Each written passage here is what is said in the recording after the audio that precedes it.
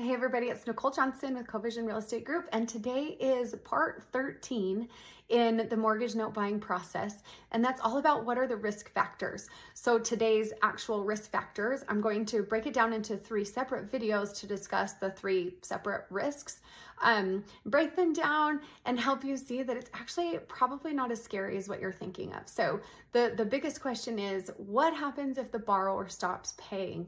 That by far is the biggest question and probably the biggest risk or biggest likelihood or potential for risk is what happens if they stop paying. So one scenario, if they stop paying, say they had a medical issue, say they lost their job, say they fell on hard times and maybe missed 3 or 4 months worth of payment.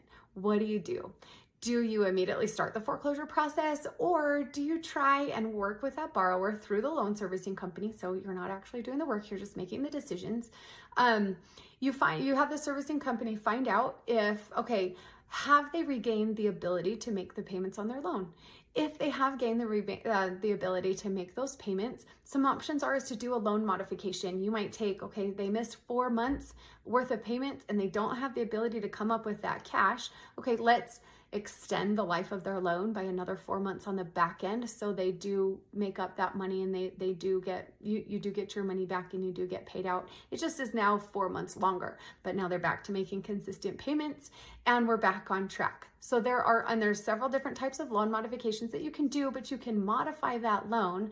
The biggest way or when to do that is when they've shown, hey, I fell on hard times, but I'm making payments again and they're back to consistently paying. So that's one, is a loan modification. The second one is they've said, hey, I can't make these payments anymore. I do not want to go through the foreclosure process. Can I deed this property back over to you and avoid the foreclosure process?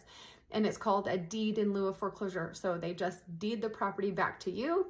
You say yes, and now you own the property. The benefit to this and the benefit to foreclosure, even if it sounds a little bit scary, is when you are buying these mortgage notes, you are buying them significantly below market value. So your loan to value ratio is substantially less than what the property is actually worth. So for an example, you might have bought a loan or a mortgage note for $80,000, but that property is actually worth $160,000. That is a 50% loan to value. So now deed in lieu, hey, I don't want this property. I can't make payments on it. Do you want it? Your answer should be yes. Yes, I'll take this property, because now you can go and sell it. You can sell it for what it's actually worth, and now you've made a huge profit and you've gotten your money back. The second way too, so deed in lieu of foreclosure, if those are not options, if a loan modification isn't an option, then what you can do is now you might have to go through the foreclosure process. You might have to reach out and get an attorney in that local county, and you might have to go through that process.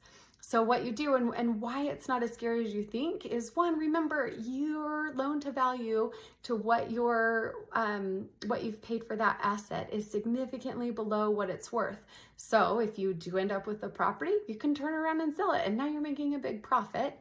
If you don't end up with the property and another investor buys it, you're able to roll in every amount of payment that borrower has missed, so you can regain those missed payments when the borrower stopped making payments. You can also roll in the cost of the attorney fees of what it's cost you out of pocket to go through the foreclosure. So worst case is you typically end up being made whole on your investment if somebody else buys it at a foreclosure auction, or you end up with a property that's significantly below what it's actually worth, and you go resell it and you make a profit off of it. So I know this video is a little bit on the longer side, but just wanted to dispel some of those myths and fears of saying, yes, you need to know the risks. You need to be a savvy investor and understand the risks, but they're probably not as scary as what you think. So if you have any other questions, please feel free to reach out. I love the questions that I'm getting offline and the people that are reaching out.